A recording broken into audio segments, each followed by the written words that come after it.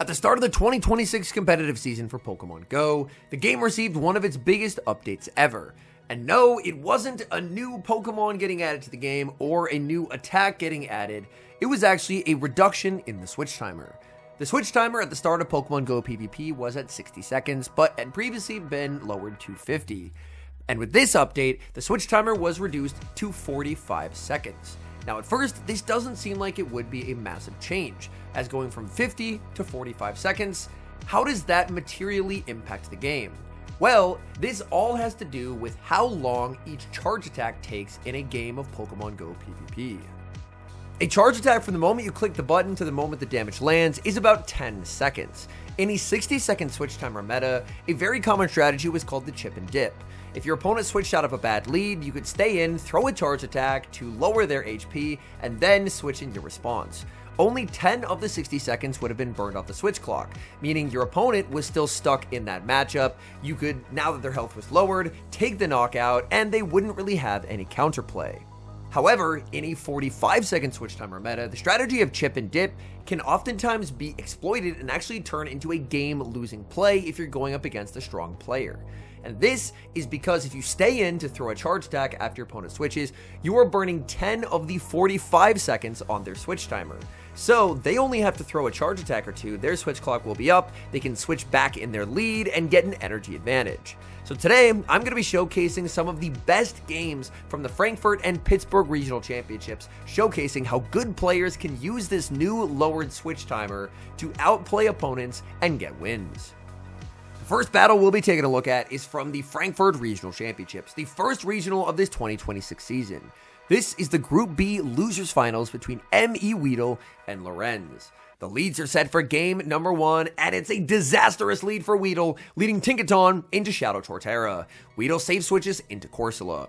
Lorenz does not have a good answer to Corsola on this line of 3, so Lorenz stays in and throws a Frenzy Plant. Weedle shields, so Lorenz does get an advantage out of this scenario, and now sends in Credilli. But the important thing to look at now is the desync in the switch timers. Weedle's switch timer will be up well before Lorenz's. Weedle fires off this Nightshade, and after only one more charge attack is thrown, Weedle will be able to switch. So Weedle intentionally does not throw. He's looking to bank all of this energy for later. Rock Tomb comes out, and just like that, Weedle's timer's up, and in comes Tinkaton. Lorenz is now in a terrible matchup. Lorenz is forced to throw a Rock Tomb where it's going to be very inefficient as all Credilli charge attacks are resisted by Tinkaton. Tinkaton will just keep farming up, waiting for the switch timer to come up. In comes Torterra, and Torterra immediately under threat from this Play Rough. Play Rough into Torterra does get the shield. Weedle farming up, trying to get to Play Rough number 2, and gets there.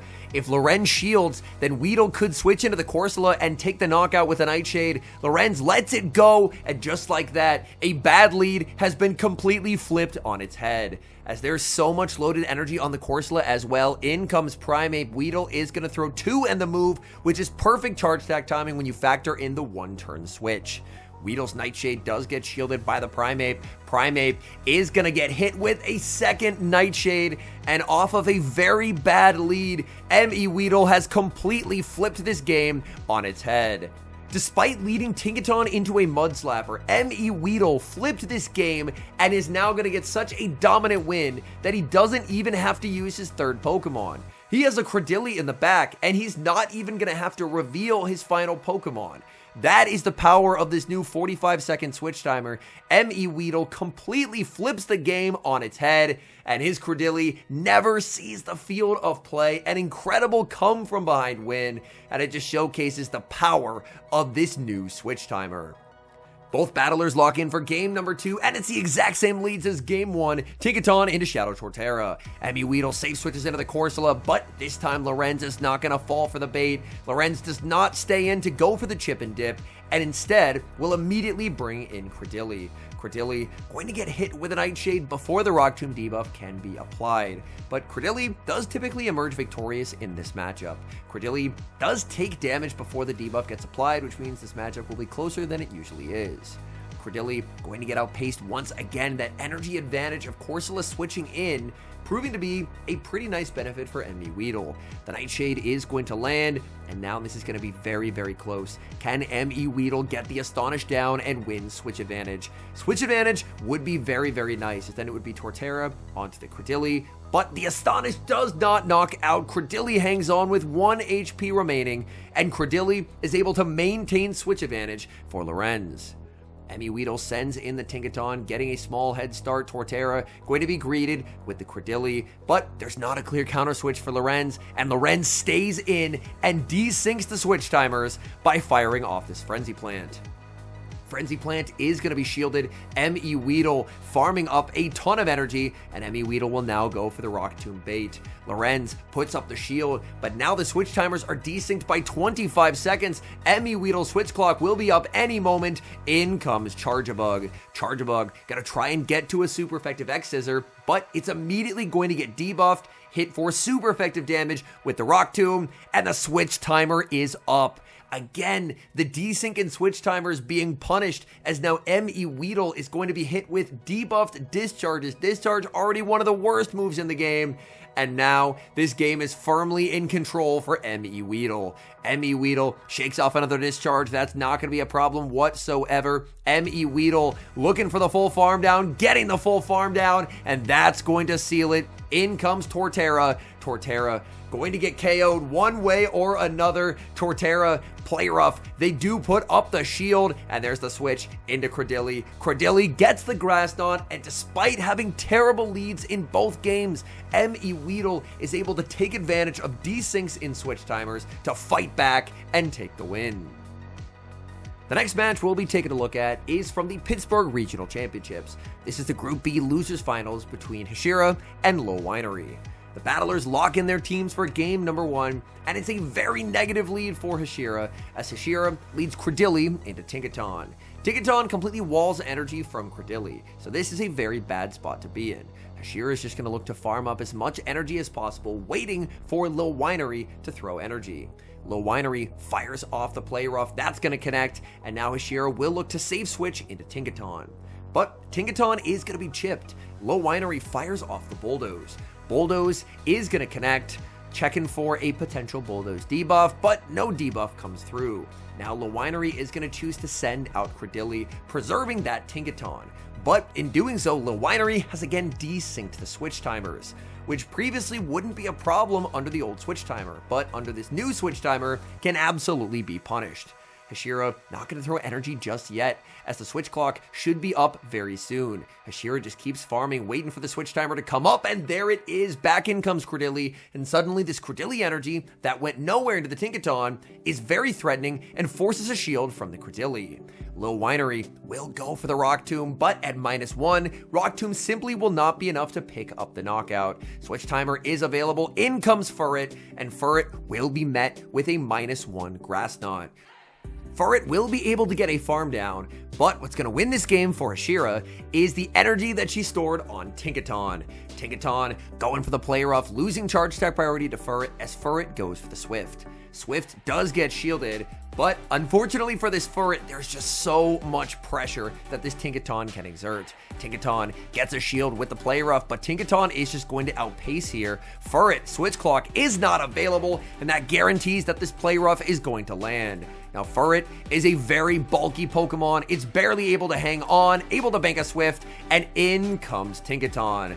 But now the ace has been revealed. It's Gastrodon in the back, and the desyncing of switch timers mid-game proves to be very costly for Low Winery, as now Hashira gets to the Water Pulse, just throwing this move instantly, knowing that once Tinkaton is gone, this game is over. Water Pulse picks up the knockout, in comes Credilli. Credilli farming up, trying to get to a move, but cannot get there before the Body Slam is reached. Body Slam is resisted onto Credilli. Credilli able to barely hang on, but there's just no path forward in the game for Low Winery, as Gastrodon mudslabs down everything and takes the game 1 win.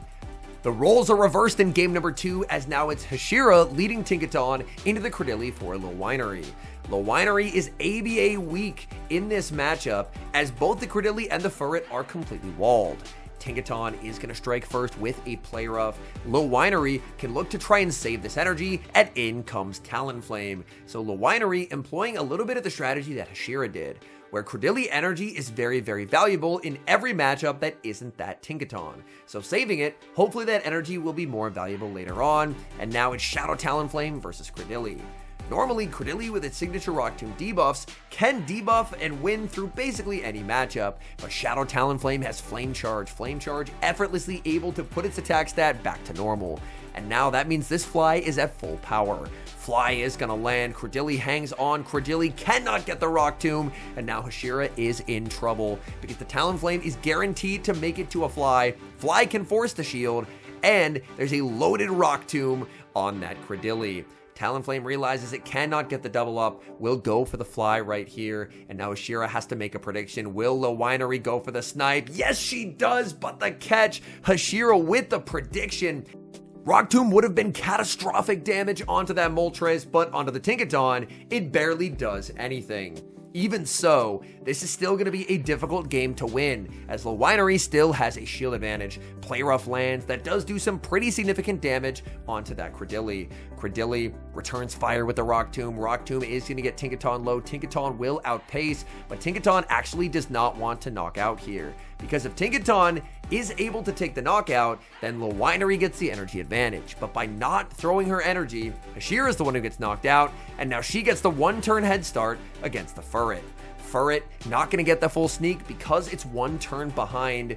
The Fly gets shielded by the Furret, and suddenly the tide is turning as Galarian Moltres does very, very well into Furret. It's a completely dominant winning matchup. Swift is going to land.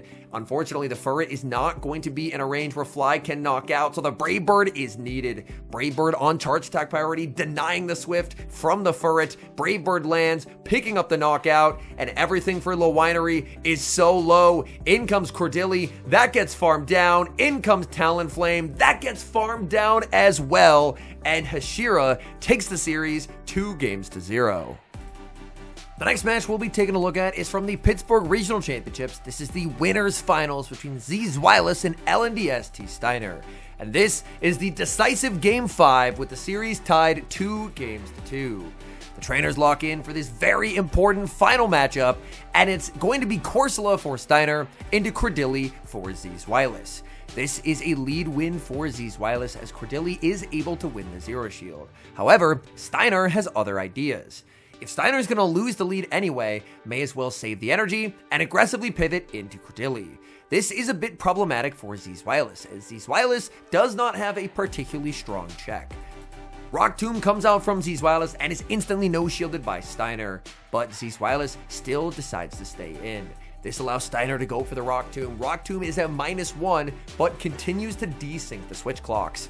There's the switch out from Zweilous, finally sending in the Galarian Corsola, but he stayed in for so long that after this charge attack, Steiner's switch clock will almost be available. Rock Tomb is gonna land, and the switch clock should be up momentarily, allowing Steiner to go for a CMP sack swap, catching the debuffed Nightshade onto Corsola, while simultaneously clicking his own Nightshade. His Nightshade is at full power because he switched out to reset the Rock Tomb debuff, and that forces Zweilous to shield.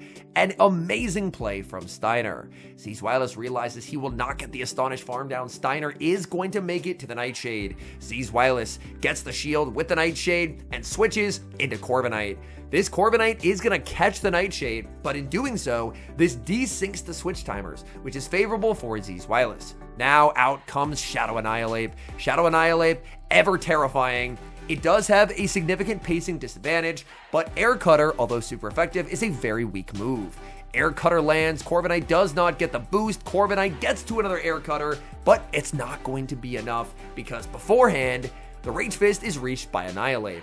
That's going to be a charge attack priority tie. Steiner puts up the shield, but the desync of the switch timer will be favorable for Zweilous. Zweilous sends in the Corsola. Corsola looking to snipe down, but he does not get the farm down. The Annihilate hangs on 1 HP, making the Rage Fist and taking the knockout. And suddenly, things are looking dire for Zweilous. Nothing wants to take this double boosted Rage Fist.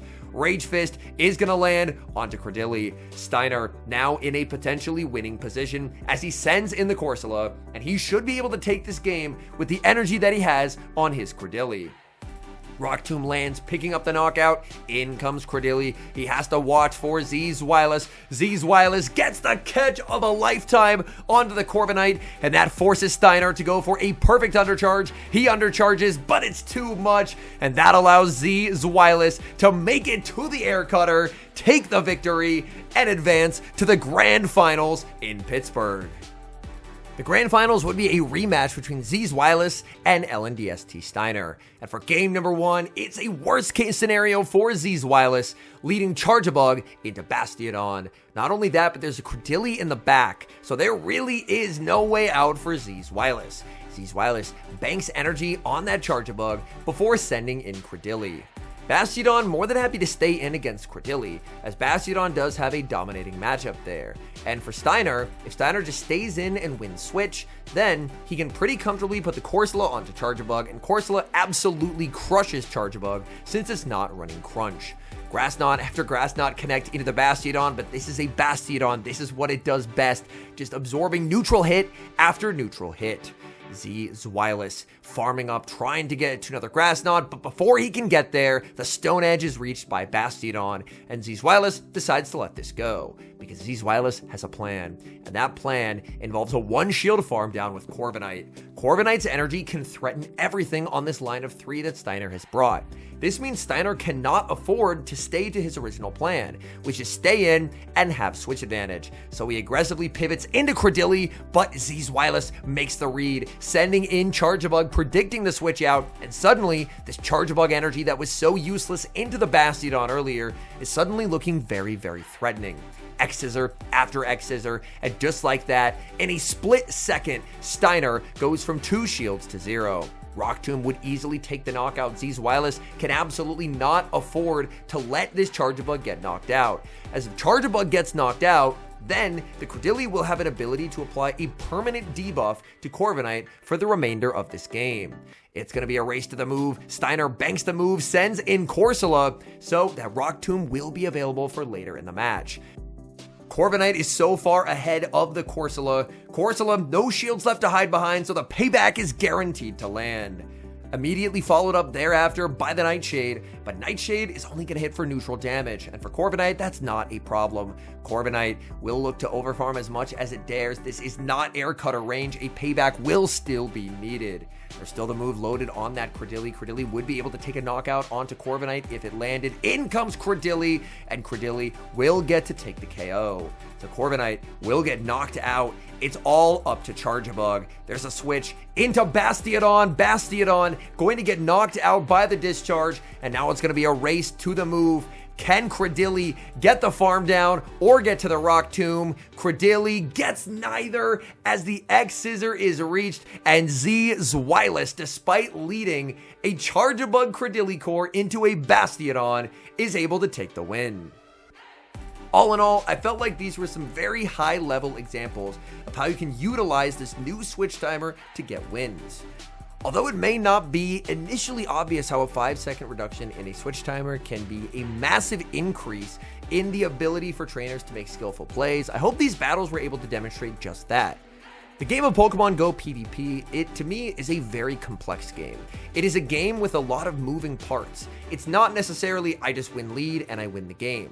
And in many of these games, the battlers were losing lead game after game, and it just simply did not matter because they were able to punish the fact that their opponent's desynced switch timers dance around, save moves, and do what they can to potentially take advantage of those desyncs in the timers. One topic that I didn't necessarily get to cover throughout the video is even if your opponent doesn't desync the timer for you by throwing a charge attack, there are ways to desync the timer yourself. And that is if you catch a charge attack, it obviously doesn't go on its intended target and it desyncs the timers. Another way is to bank energy and then switch back in to snipe with a move, because again, that's a way that you're manually desyncing the timers and making it so that you'll have the ability to switch later on before your opponent does. So even if your opponent isn't necessarily the one who's desyncing the timer for you, there are ways to desync switch timers. And in a meta like this where there's a decent amount of flexible play where you can kind of dance around out of bad matchups, particularly especially with neutral flexible Pokemon like Credilli and Corsola, it can lead to some very high octane, high skill gameplay, which is exactly what I'm hoping to see when I tune into a regional championship. Anyways, thank you guys so much for watching. My name is Home/Henry, and this is More Henry, my second channel where I make content related to the Pokemon Go Championship Series, educational content, which I guess this was both of those, and just content that I feel doesn't fit on my main channel. If you enjoy watching content like this, please do leave a like on the video and subscribe to the channel if you have not, and I'll see you guys in the next video.